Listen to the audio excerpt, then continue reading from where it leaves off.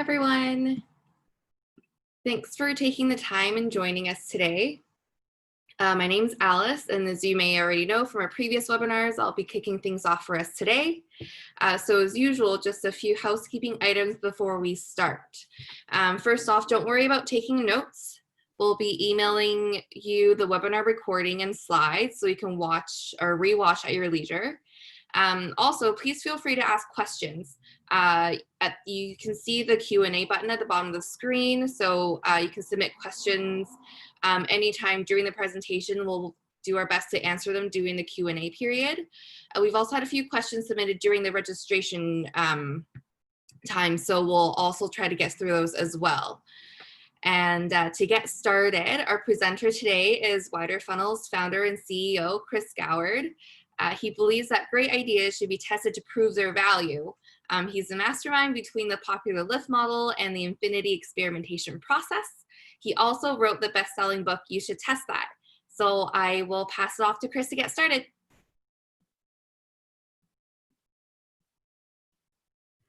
Awesome. Thanks so much, Alice, and thanks everyone for joining.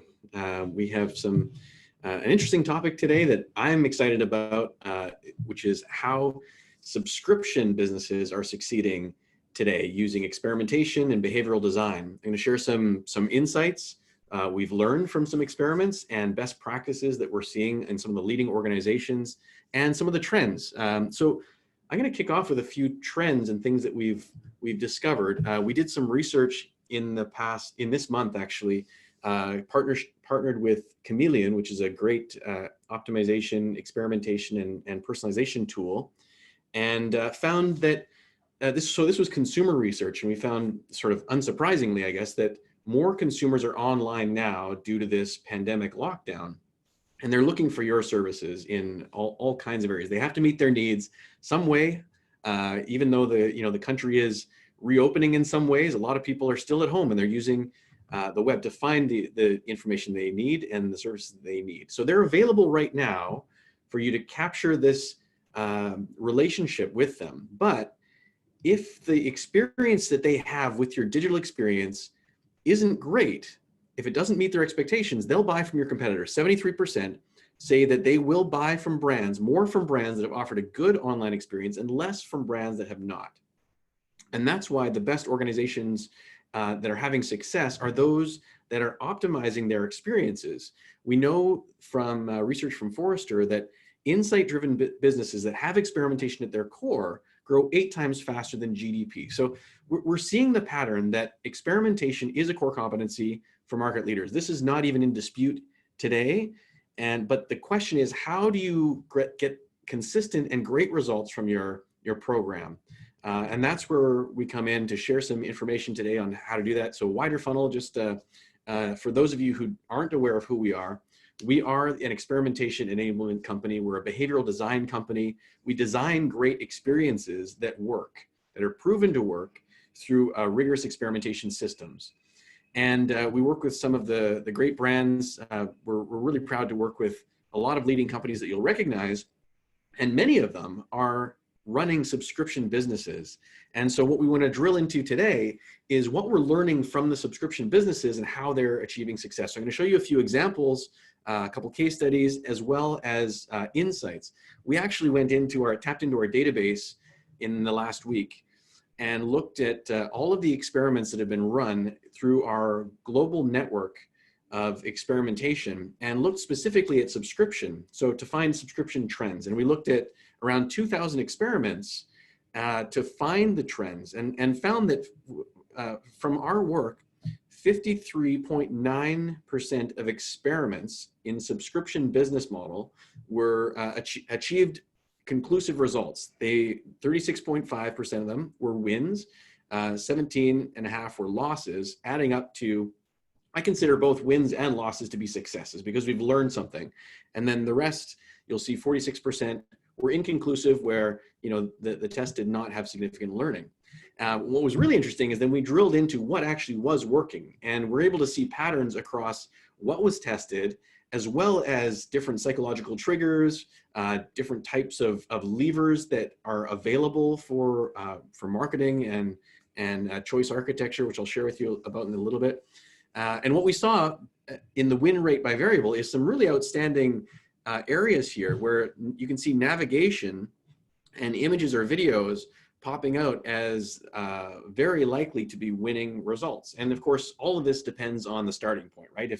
If the navigation is unclear, then navigation is going to be a great place to start. And so what we're seeing is that that was working. But then also when we layer on the loss rate, which is also just the inverse of a win, the insights are really astounding across many different variables, including styling and layout and usability and redesign elements. So lots of great opportunity to continue to optimize subscription funnels, and the wins are not over yet. We're still optimizing on all kinds of amazing subscription businesses today and still getting wins, even 13 years into the business that we're running here. So let's look at some examples. So this is the Motley Fool, and we've been improving and optimizing their digital experience for years. I think close to 5 years now or more. This is actually one of the early tests we ran. It was actually, I believe this was the first test we ran for them. And what we did simply was look at their experience. We analyze it through the lens of some frameworks like the LIFT model, which many of you are familiar with, and identified opportunities. In this case, we just wanted to try something really simple by adding an intrigue-inducing button in the navigation. So we realized that a lot of people are coming here because they want information about stocks and investing. So we put a little intriguing button here that says latest stock picks to open up a new acquisition funnel for them. And we ran 2 variations to simply see which funnel would work best and what would be the best starting point to optimize further. So this was a landing page that they had showing their founders, which were well known, and giving their value proposition. This new funnel added almost 8% to their revenue. And then we tested another variation which moved the visitor, when they clicked on that button, down the page. We saw that there was a page, an area on their homepage that showed the products and gave the sign up opportunity, along with this chart showing the best fit of the different products based on a person's net worth or their appetite for volatility.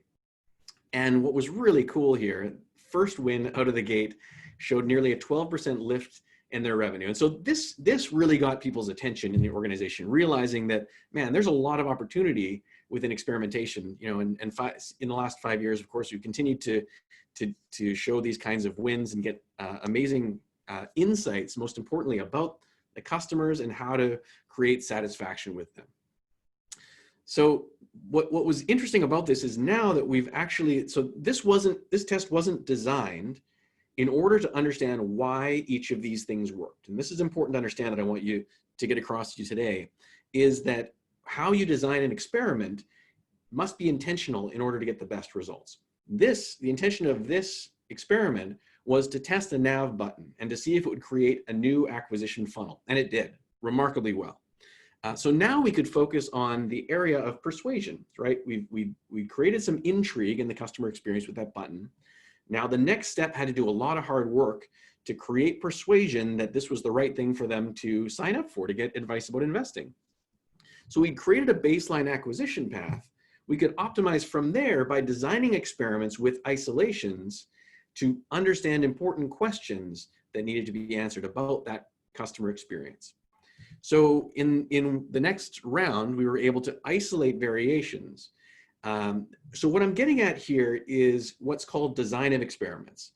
How you structure your experiments is 100% going to determine how much you learn from those experiments, and then ultimately over time, how much you win and how much you grow. So in this case, we ran a factorial test that isolated elements. So variation A, you'll remember on the right-hand side in the control, we had that chart showing the product mix. Here we brought in the founders from that other landing page experience and swapped that into the image. In variation B, instead of showing all of the products, we focused on their most popular product on the left-hand side. So that was an isolation of 2 variables. In variation C, we were isolating against B to try a new image, which was a stock chart showing the comparative success of taking Motley Fool's advice And then variation D was meant to create visual prominence within the home page to show that this was the most important area to look at within the page. So these were all isolation elements that we would then hopefully learn something from, right? That's the point of creating this kind of design of experiments and multiple variations within a test.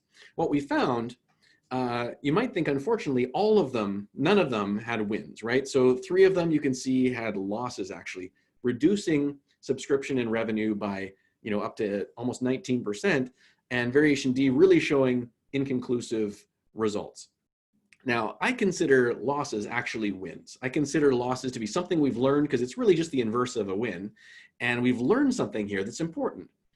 The only one that I would consider a failure is the inconclusive one, because there's nothing we've learned, except if you analyze the results like a smart strategist by comparing the variations. So when we compare the performance of the variations and the isolations, we see that variation B compared to D changed the background image, right? The prominence. And you can see that variation B, again, isolated against, there we go, against C, isolated the image on the right.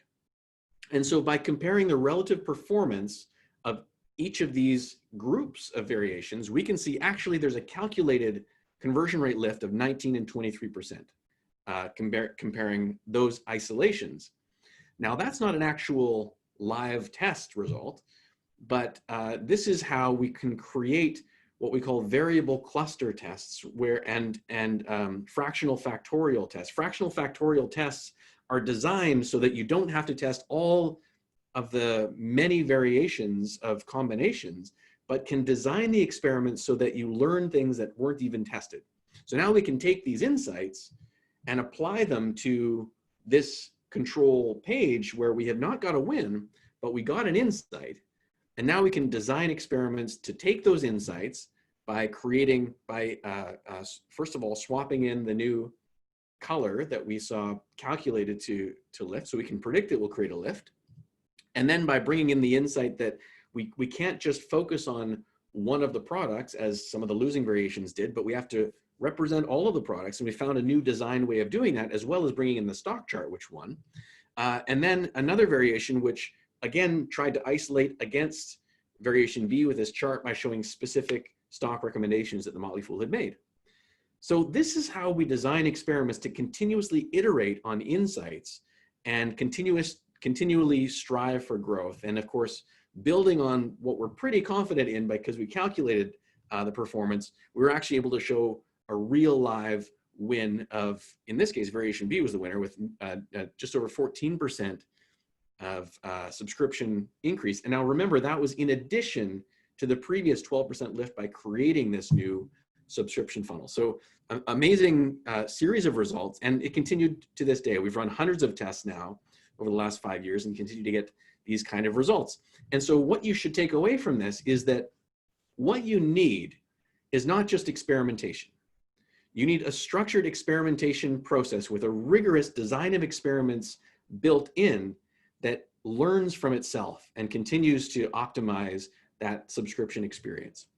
And the methodology that we use is something that we've developed over 13 years called the Infinity Experimentation Process. And any of you who have seen my webinars before or conferences, you've seen this process before. I'll describe it briefly, and I won't get into too much detail. We'll do that on another webinar, and I can share links to that as well if you want to email us to find out more. But essentially, the Infinity Experimentation Process is designed to support a mixed methodology approach to optimization, where on one side you have the explore mindset, where you are looking for insights and qualitative data to understand the customer mindset, to understand their experiences through the lens of a framework called the LIFT model. And I'm getting pretty technical on this stuff, and there's lots of information online if you want to drill into how that works. But this is an exploratory phase. It's a messy phase of really getting into the mindset of the customer. And then the validate phase is what a lot of people focus on in experimentation, just thinking about it in terms of running tests. But it has to be done in the right order to get the results. You have to first create hypotheses and then prioritize them based on data and then design your experiments to generate both growth and insight, and then run the experiments and analyze the results properly so you can get all of the insights possible out of that test that can lead into further hypotheses and growth. And that virtuous cycle then continues your learning and insights about your customers, and then the growth of the business. So, well, let's look at some more examples, because I know that's what a lot of people like to see. Here is another mobile experience for Motley Fool. And what we saw in this one was that it was a very simple presentation, right? In mobile, of course, you've got limited bandwidth in terms of screen space, communication bandwidth to share information. And we had seen something similar in another one of our clients where this was a lead gen organization, and we had tested many different variations of a very small space within a content page that was designed to generate leads for car insurance companies. And we had found this headline that focused on social proof. By isolating this headline, join millions of Americans who search dmv.org for lower car insurance rates, had been an amazing winner. In fact, this variation against this also optimized headline had a 40% lift in their revenue, and it was very hard to beat. This headline actually was their new control for quite a few months before we were able to beat it. It was very difficult to beat. And so what we did is we thought, well, social proof worked here. Let's see if it works for Motley Fool. And so we actually replicated this headline and put it on the Motley Fool mobile experience, and join over however many millions who've come to the Motley Fool for investing insights. And we're confident in a win, but unfortunately it was a loss. 11% decrease in mobile subscriptions. Now that could be disheartening, except that we know we're on the path to something. If there's a significant loss, if there's a significant win, either way, we're learning something, and we're going to keep poking on that insight until we get to something that we can turn into growth for the organization. So we put that into the back pocket and said, okay, well, we've learned that social proof does not work in this case. We do know that social proof can work in some cases, so let's try it on a desktop landing page. So taking a look at the desktop landing page, we created an edition of social proof down at the bottom. This was step one in a multi-step funnel. We tested that and found no difference whatsoever. It was flat, inconclusive result. So we're scratching our heads here, thinking, well, maybe social proof isn't the right fit for Motley Fool. In some conversion paths, it really isn't appropriate. It doesn't work. So what we saw is that in the next step of the funnel, which is a long form copy page, we saw that there was social proof already there on the page. So hey, we've proven that social proof doesn't work. This is an easy win. Let's remove that. So we ran a test and removed the social proof, and actually had another loss, another 6% loss against the control. So again, that's a good thing because we've learned something. And what's interesting, the takeaway here is not that they had multiple losses, because we can now turn that into wins if we focus on the right thing. And that is understanding that a bag of tips and tricks is not what you should be aiming for in your experimentation program. What you want to understand is the customer experience, insights about how they're thinking through every stage of a conversion path, of their exploration of a solution to their need. Remember, think of it as they have a need. They have something that they're looking for. They're looking for a solution. And if you meet their need where they are at the moment that they have it, you'll win, because they will love you for solving their need. And what it turns out to be is that in this conversion path, social proof right up front is premature.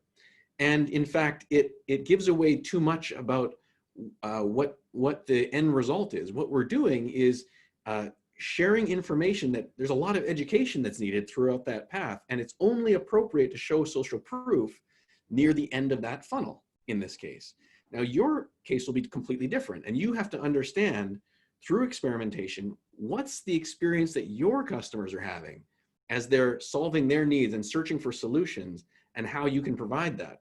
That's the question that you need to answer. Out of all the hundreds of cognitive biases and potential marketing techniques and tactics. Forget about all of that and think about what's the customer experience and how do I really get into their shoes to solve their questions and needs.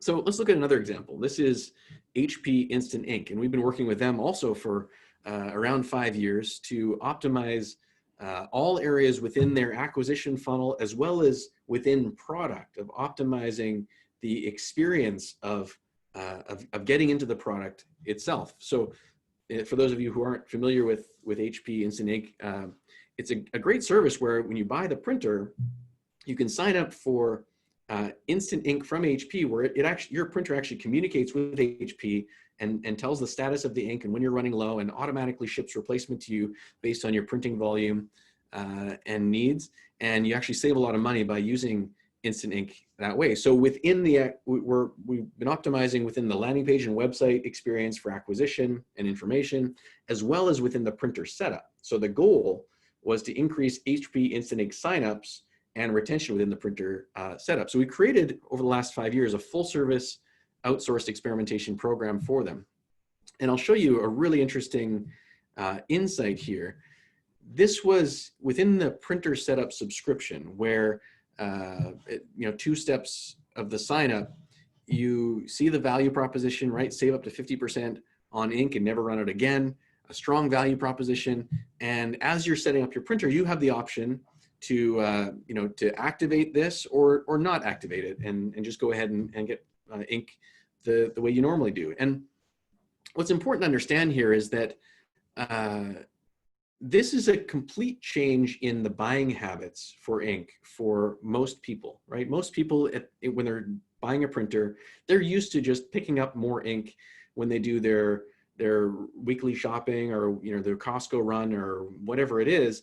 They'll just throw ink in if they're getting low. And so changing their buying behavior and understanding and their habits, most importantly, to having a subscription that automatically renews is really challenging. It's something that it's a high consideration purchase because there's education involved. And one of the most difficult things to do is to change people's habits. So one of the ways we wanted to do this is to think about how do we remove that difficulty in the decision cycle? How do we reduce the consideration and make this more of an easy decision for them? And that's where choice architecture comes in. Choice architecture is really important within an acquisition funnel, especially because you're asking someone to make a decision to change something that they're already doing by default. And if people are not given enough motivation to change, they're going to stay with what they've always done, regardless of if it's better for them. This is the way human behavior works. So choice architecture is the practice of designing the choice that's presented to customers to alter the decision-making context in the customer experience. And so what we did in this case was to look at the decision that we're asking people to do and to say, no, this is a push funnel where we're showing the printer setup. They're setting up their printer in that mindset. Now you're asking them to make a decision about buying ink in a completely different way. Well, let's try to change that choice. The original choice was, should I activate Instant Ink? And the options are yes or no, right? Well, what if we change that choice to say, hey, congratulations on your printer. Also included with your printer is this HP Instant Ink service. We've got a free option where you can print up to 15 pages per month, and it's already included. So you don't have to make a decision, and all you do is press continue. And then you're given the options for whether you choose the free one or you can upgrade to some of the paid versions. Now, what we've done is use choice architecture to simplify that. I mean, who wouldn't choose a free option?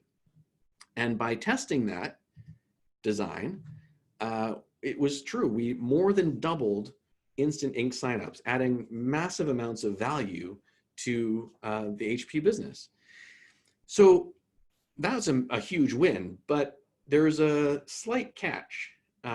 When we looked at those who had signed up, and especially when there's a massive change like this, you have to be very cautious to make sure that that change is sticky. In some customers, we found that satisfaction was actually decreased. What happened was they had signed up for the default plan, the free plan, but they were actually much more high volume users. And when they used more than the free plan was included, they were being charged with unexpected fees, right? And so they're disappointed that they didn't really have the investment in making the decision up front, and now they were being charged something they weren't expecting. And so if we hadn't considered customer satisfaction, we would have just, wiped our hands clean, walk away from this test and said, hey, we've got a massive win. But we had to look at the full customer experience. And this is that in that case, churn and customer satisfaction is something that we call a guardrail metric. We don't want to be overconfident in every win, but always be questioning and making sure that we're actually delivering the best value to the business. And so we're able to take those insights from what the customer experience was saying and then bring it back to a new round of experiments. And what we did was actually do something really innovative, is ask, well, what if we delayed the decision about which plan to choose? So you're not locked into the free plan. And if we push the decision out by 3 months, if someone wants to wait on that, then they can assess how much they actually use and sign up for the most appropriate plan. So we took the original experience. This was the option right up front to choose which plan they want to be in, and tested against a 3-month delay window where he said, hey, everyone's going to get instant ink for free for 3 months. After that point, now you can choose which of these packages of the many that are available to enroll in that's appropriate for you. And in that case, not only did it win against the previous 113% lift, an additional 6% lift, but we also tracked customer satisfaction and found that customer satisfaction had improved and everyone was happy, and they were getting more valuable customers coming into the business. So that's what I want you to take away from that, is that in a lot of companies, they're still thinking about conversion optimization as their program. Conversion optimization is a limited way of thinking. It's important in some areas, but you should not be optimizing just for conversion rate.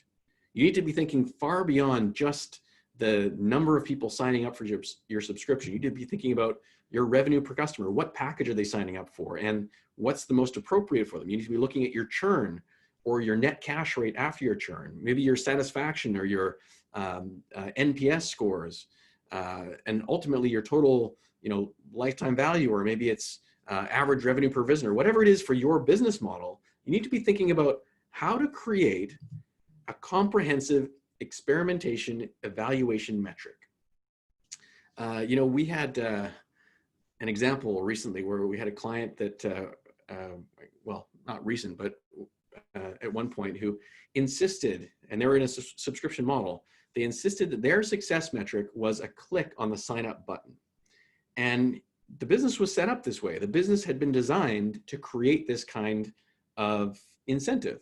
They weren't personally evaluated on anything past that button click.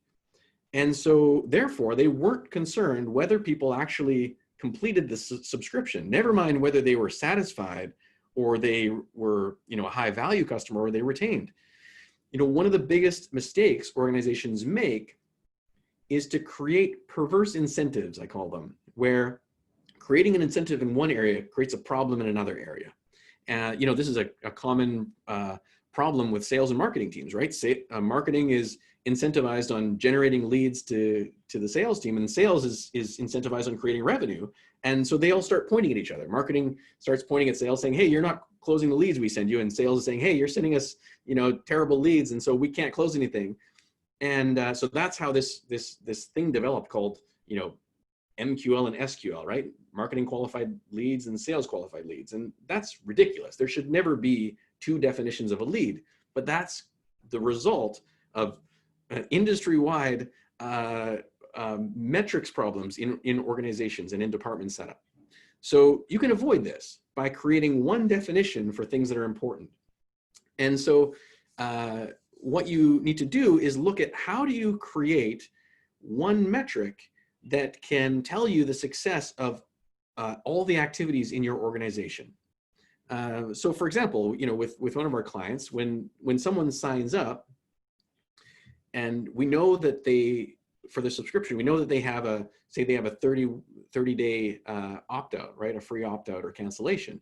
Well, we want to look at the winning experiments and then bake in at least a 30-day window of evaluating the results to know, are we actually generating high value customers that use the subscription and that don't cancel out, so that we know if we're actually creating value to the business. That could be a blend of two metrics, subscription rate and opt-out or churn or cancellation rate, that would balance each other out and show whether we're actually improving the ultimate result. You can do things that don't wait, cause you to wait that long by developing some immediate predictors as well that can help you to make faster decisions. So for example, if you have you can create a proxy for this. If you test and find out that there is a proxy, maybe with exit modals, where if someone's exiting a variation and you ask them, for example, what stopped you from completing the order, or just giving feedback with some sort of quick NPS survey, if you can find that there's something that you can do that's predictive of the outcome in the end, that can even improve your speed of decision making. But what I'm talking about here is creating something that some people are calling an overall evaluation criteria. That's what is kind of standardizing today. And what this is a blended weighted combination of metrics that aligns experiment results with the long-term business goals. This concept was proposed first by Ronnie Kohavi from Microsoft, and he's been doing some great research in this area. He's got a new book out as well on the topic. And what he says is that an OEC should have several criteria. It should be indicative of long-term gain, right? Which is what I'm talking about. It should be difficult to manipulate, so you don't create those perverse incentives. It needs to incentivize the right set of actions. And also, most importantly as well, it needs to be sensitive to detect the effect of the change that you're making in your experiments. And this isn't always simple to do, but it's very valuable and important to do. If you can get this right, you can have high confidence in your experimentation. So I'll show you a couple examples here. In a subscription business, you need to be thinking generally about three sort of main buckets in your work. You need to be thinking about your acquisition up front, and then the engagement of actually getting people satisfied with your subscription, and then ultimately expansion and referral and retention, right? The expansion general bucket. Now, there's different ways of splitting this up. A lot of people are talking about pirate metrics with the AARRR and all of these things, but generally just thinking about these three things, these three buckets will give you kind of a framework to work with or to start with. Within acquisition, your goal is to optimize for quality customers, right? You need to be testing awareness and acquisition messages and activities that will get not only subscriptions, but quality subscriptions. So you'll look at conversion rate for sure, that's important, but then you want to blend those with things like your average subscription value, right? Maybe it's a 7-day satisfaction or an end-day satisfaction that shows that there's some level of quality. Maybe it's a 30-day churn that then blends into that. If you're creating an incentive for that acquisition team. Then if you have a product team or an engagement team or customer satisfaction, however you're structured, you need to have incentives there that feather into the acquisition incentives. You want to optimize for creating a habit. So you might want to use a certain number of days of usage frequency, which would be the habit starter. Maybe it's a 30-day satisfaction that's blended into it, a 90-day churn that could then be blended together to complement the acquisition. For expansion, you're optimizing for lifetime value. You're trying to maximize the relationship that you have with these customers, and perhaps even the viral spreading of these relationships through referrals. So maybe you want to look at subscription upgrade, referral rate, the ratings and reviews, so how they're actually spreading it. And ideally, if you can work across the organization to create a blended metric that shows the value of new relationships with customers, you can create this OEC that has a beneficial blend of both direct optimization metrics and guardrail metrics that evaluate quality over time. So that's a lot to absorb in a short amount of time, but essentially that's the work of creating the part of the organizational program that we call accountability. That's one of the 5 main components of a great experimentation program is accountability. And this is some of the tips for how to do that.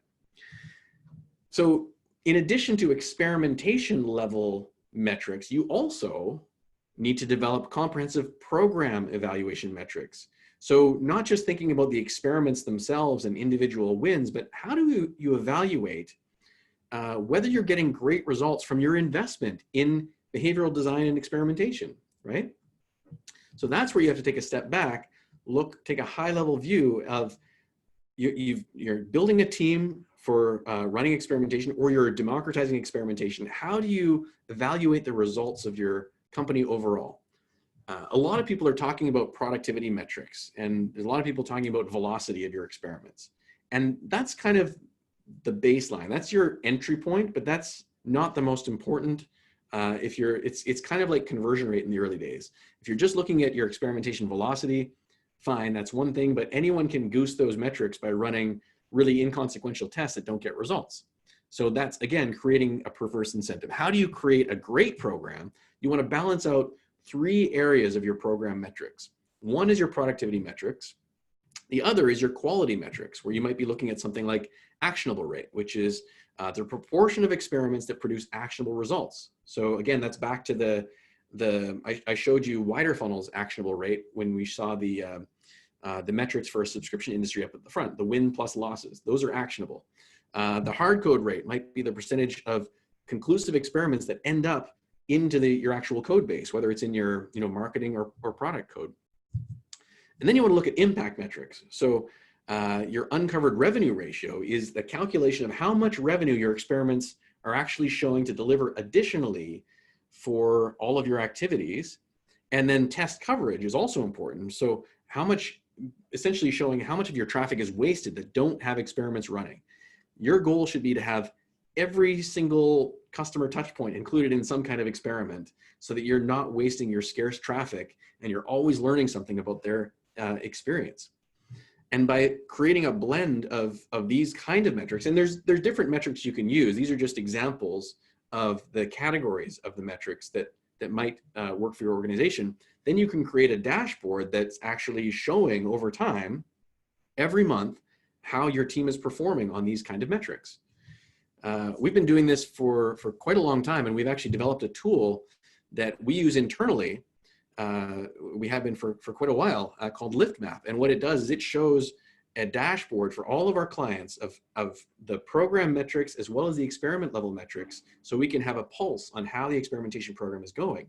And we've actually had enough companies that are asking us for this kind of solution that we're releasing it publicly very soon. And so if you're interested in developing that kind of a program with that kind of rigor, you can request beta access to that, or early access at least, at liftmap.com. And we can see if there's a good fit for that for you.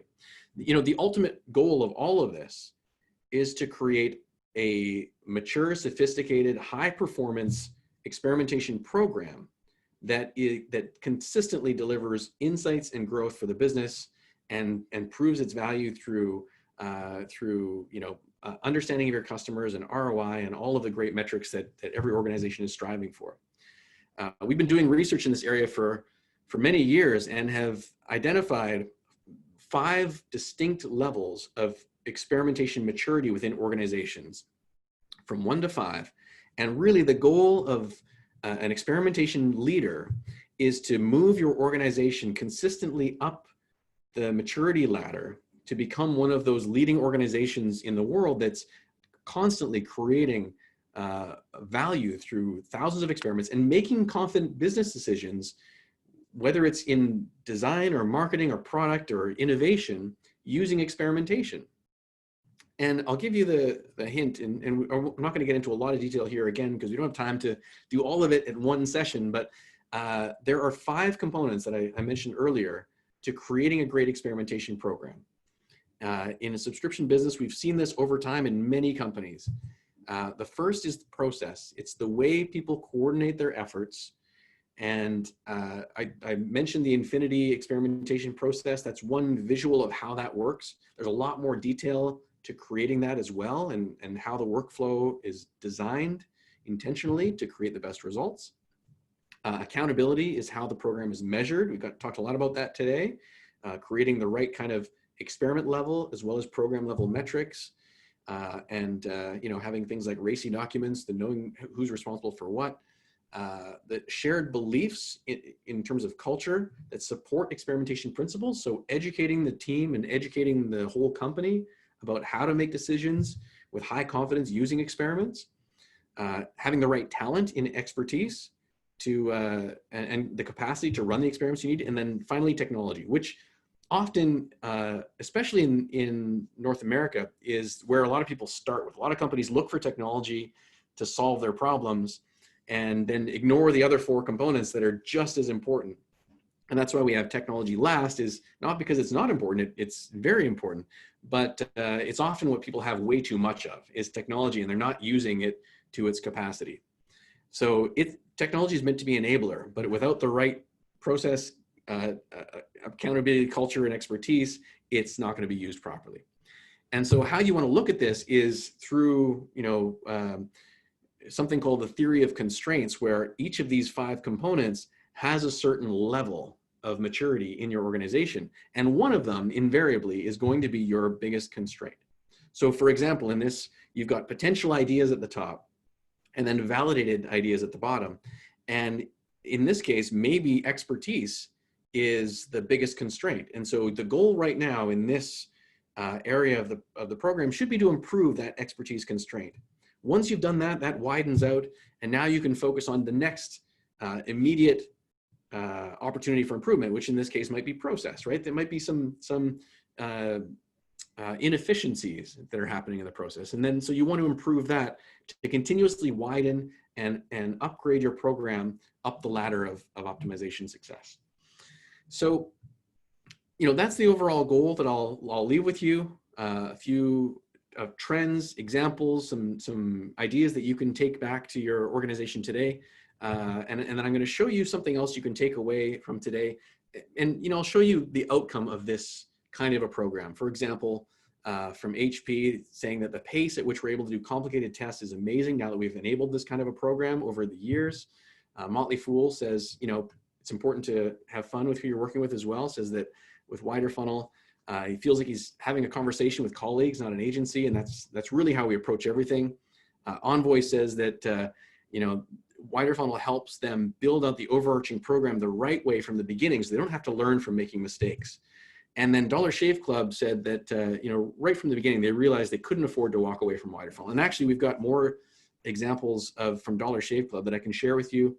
If you're interested in that, you can email us, iwant@widerfunnel.com, and we've got a full case study presentation, including Sega and Diana from Wider Funnel, sharing how they get results through the program. And actually, we have another event coming up in a couple weeks with Sega on a panel answering questions about how they've created a great program. So actually, if you want to get in any of that, if you want the case study, or you want to get involved in that next event with Dollar Shave Club, or you want a new report that we're about to release, which is the subscription experimentation report called The Experimenter's Guide to Subscription Growth, you can email us at iwant@widerfunnel.com in your headline or subject line, or if you just want to write a nice note with what you're looking for and what you're interested in, we're happy to send more information your way. So we have a few more minutes in the session today, and I do want to get to some of the questions that were pre-submitted, and there may also be questions coming in. So I'll open up if you want to ask questions, go ahead and write that into the QA panel. We can certainly get to those. Let me just pull up the sheet that shows the pre-submitted questions. All right, so we have a question from Aaron. Says that with so many variables involved in a 12-month period, how do you know if your changes are the reason for a member deciding to renew for another year? All right, so that's a good question. And I guess that ties into what I was talking about in terms of the 3 stages of a subscription relationship. And what you'll find is that the activities involved at one end of the relationship funnel have an impact on the next stage of the funnel and a decreasing impact on the 3rd stage of the funnel. And so you have to look at realistically how much impact you can have in the acquisition funnel. If you're focused on acquisition, ideally you want to have some indicator of the quality of the acquisition of the new customer, right? And their qualification. Once you've done that through some of those metrics that I mentioned, whether it's cancellation, short-term satisfaction, maybe even tying in some early referral, you can get a sense of whether your awareness and acquisition activities are having an impact. And then after that, the product has to take over. And so product optimization will have much more of an impact on renewal than necessarily acquisition will. So once you've got over that level, you want to have your engagement metrics have some blending in through to call them guardrail metrics before and after, right? Guardrail metrics from acquisition as well as for renewal. And then the renewal area takes over, where their goal is to create, foster that need for renewal and expansion and the relationship. So you're going to have some slightly different focus and more responsibility for the results. You can't necessarily say that acquisition is going to have a strong impact on their desire to renew after 12 months. The product has to take over at that point and create that relationship and foster it. So having a blend of metrics, though, gives you some indicator of where those things are influencing each other. That sort of taps into what you're asking there. Another question here from Whirlpool. Gabriel says, how to create subscription awareness and make people want to subscribe, how to decrease cancellation and churn rate. Right, so again, that's getting into a similar area where the acquisition end of the funnel needs to create a strong connection to the customer's need. And if you're doing that well, then it ultimately will end up decreasing cancellation and churn rate. And so if you've got the metrics set up properly, you're going to attract and convert the right kind of customers who are a good fit. So for example, if you don't measure short-term churn from your acquisition, you might end up with messages or offers that attract the wrong kind of people that ultimately aren't going to be satisfied. And sometimes, even if you put more conversion barriers up front, for example, more information or some kind of friction in the funnel, it might decrease your conversion rate slightly, but might actually increase the quality. Similar to the example that we saw with HP Instant Ink earlier. If we had just gone with conversion rate as the winning metric, we wouldn't have realized that we were causing some lack of clarity in some customers who then were dissatisfied later. But by understanding that blend of metrics, we could then actually even improve conversion rate by adding in something different, a different approach to it. And sometimes we're even finding that adding more friction to the acquisition end can not only increase satisfaction, but also increase conversion rate in some cases. So some really interesting variables at play. If the metrics are set up properly, you'll have the right kind of incentives to test and validate a better kind of message up front that then improves long-term lifetime value and decreases churn.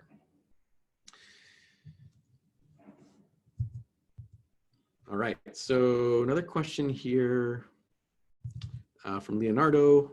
It says, which are the best techniques to grow subscription rate? Well, I guess I would go back to the same thing, but I'd also tap into the idea that, I'll emphasize the fact of understanding a customer's needs. what you need to understand is both their functional needs and their emotional needs. And I tap into this a lot more in the Dollar Shave Club webinar that I presented a few weeks ago. So if you're interested in understanding the behavioral science of conversion and subscription, email us about that, because I get into how to use behavioral science emotional frameworks to understand both the functional and emotional needs of customers. If you meet both, then you'll find the right secrets to growing your subscription rate. Often people are focused on just the functional aspect of it, right? They might be focused on the offers or the images or just like some techniques and tactics, the form and the button and all of those kind of things. But if they're just thinking about the features and benefits on the functional side, they're missing the whole area of emotional resonance that research has shown to actually have over 50% of an impact in lifetime value of customers is having an emotional resonant experience with them. So if you can tap into that emotional side as well, you'll really be understanding in a more rich detail the customer's experience, the full experience that pays off their emotional needs and actually creates a more loyal, satisfied, happy customer, which ultimately is what we all want in the end. Not to trap them into something or to trick them into something, but to find the right way to associate with them and what they're looking for and meeting the needs that they have. All right. Looks like that's what we've got. Actually, we're running close to the end of the hour as well. The question here that just came in, how do you measure the impact for suggested experiments? Well, I would recommend running a test. Although if you're thinking about measuring the impact for suggested experience, you might be talking about how do you prioritize your experiment. In that case, you want to use a framework for prioritization that includes data. In fact, in LiftMap, we've built in a framework to do that called PI that prioritizes all of the ideas. And in fact, there's a form that you can fill in. Anyone in the organization can suggest ideas. It goes into a backlog where you can then rate and score and filter them based on data, based on your potential, importance, and ease of that idea. And then that will prioritize from both the potential of improving the business as well as the cost of implementing it. What are the most important ones to test? And so using, as you'll probably gather, any question that a business needs to consistently answer, we like to take a framework approach to answering that question reliably. And so we've developed all kinds of frameworks that we can share with you that we like to share about how to do that. PI is one for prioritizing how to know what to test. All right, so I'll leave that with you. Again, if you would like more detail, if you'd like that subscription report, just email iwant@widerfunnel.com. If you would like the Dollar Shave Club case study with another perspective and more on behavioral science, again, email iwant@widerfunnel.com. And then, oh yeah, and if you'd like to join our next webinar, which is actually it's a panel of technology companies that are coming together to talk about how to combine different marketing technology into a stack to get the best results. Again, email iwant@widerfunnel.com and we'll make sure you get into that. All right. So thanks again for joining, and we will talk to you again soon. Bye for now.